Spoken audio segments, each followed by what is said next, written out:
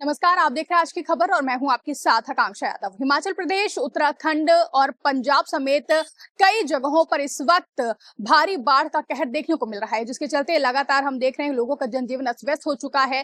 लोगों तक लगातार प्रशासन राहत सामग्री पहुंचाने का काम कर रहे हैं और साथ ही साथ सुरक्षित जगहों पर पहुंचाने की भी कोशिश की जा रही है। बता दें कि एनडीआरएफ और एसडीआरएफ की टीमें लगातार लोगों की सहायता के लिए लगे हुए हैं। इसी कड़ी में भाजपा सांसद कंगना रनौत हिमाचल प्रदेश के कुल्लू में लोगों से मिलने के लिए पहुंचे और लोगों का जायजा भी लिया, हालातों का जायजा लिया, लोगों से बातचीत की। इस दौरान कंगना रनौत ने कहा कि प्रशासन और सरकार उनके साथ खड़ी है और उनके लिए हर संभव प्रयास करने में जुटी हुई है। साथ ही साथ इस दौरान कंगना रनौत ने कांग्रेस पर भी जमकर निशाना साधा और क्या कुछ कहा कंगना रनौत ने, आइए सुनते हैं। इससे पहले भी बहुत राशि दी हुई है, 2200 करोड़, 2300 करोड़, 1800 करोड़, 800, ऐसे न जाने कितनी राशि। आप चाहें तो मैं आपको फिनांस डिपार्टमेंट के थ्रू, नड्डा जी की टीम के थ्रू एक पूरा भेजूंगी कि अब तक हमने कितना रिलीज किया हुआ है पैसा यहाँ पर हिमाचल गवर्नमेंट के लिए।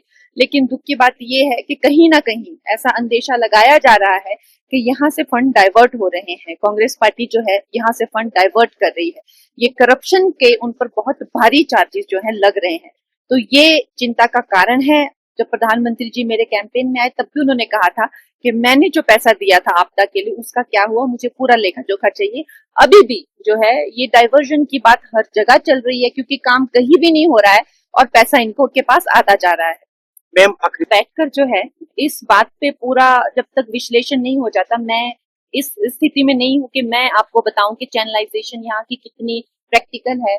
क्योंकि जहां तक हमें इतना अनुभव ये है कि जब एयरपोर्ट के लिए, कुल्लू एयरपोर्ट को एक्सपैंड करने के लिए फॉरेन से भी बहुत ज्यादा टीम को बुलाया गया था चैनलाइज करने के लिए, तो जिस तरह का उसमें चीजें आए थे और जिस तरह की जो प्रैक्टिकलिटी आई थी, तो वो चैनलाइजेशन उसकी तो पॉसिबल नहीं थी। अब ये चैनलाइजेशन पे मैं आपको ये कहूंगी कि जैसे जैसे अब आप देखें, जो पानी है उसको पकड़ने का काम, ये आदिकाल से नदियां बहती आ रही हैं, यहाँ पे आदिकाल से जो है ये जनता बस रही है, उसको पकड़ने का काम सिर्फ ये जो डंगे बनते हैं उनका नहीं होता, पेड़ पौधे, औषधि, पत्थर कंकड़, इनका भी होता है। अब जिस तरह से हम कंस्ट्रक्शन करते हैं, ये सब करने के बाद कितना हम रॉक्स निकालते हैं, एक तो ये हो गया। दूसरी चीज, जो पेड़ हम लोग काट रहे हैं, अब जैसे देवदार का प्रकृति ने यहाँ पे, या देवदार का पेड़, उसकी जड़ें कितनी डीप होती, काट काट कर हम सेब के बागान लगा रहे हैं। उसके उपरांत जो है यहाँ पे सरकार मिलकर जो है वो घोटाले जो कर रही है, लकड़ी के बेच रही है पूरी लकड़ी, और जंगल के जंगल पूरे नंगे कर दिए। तो उसके करके सबसे ज्यादा जो है वो ये चीजें होती है। एक ओवरऑल एक होलिस्टिक, जब हम नेचर की बात करते हैं, हमें एक होलिस्टिक अप्रोच लेनी पड़ती है। हम एक जस्ट एक कंक्रीट उसमें नहीं जा सकते कि हम लोग जो है सिर्फ दीवार लगा के, होलिस्टिक अप्रोच है ताकि जो भी हम करें वो सस्टेनेबल हो।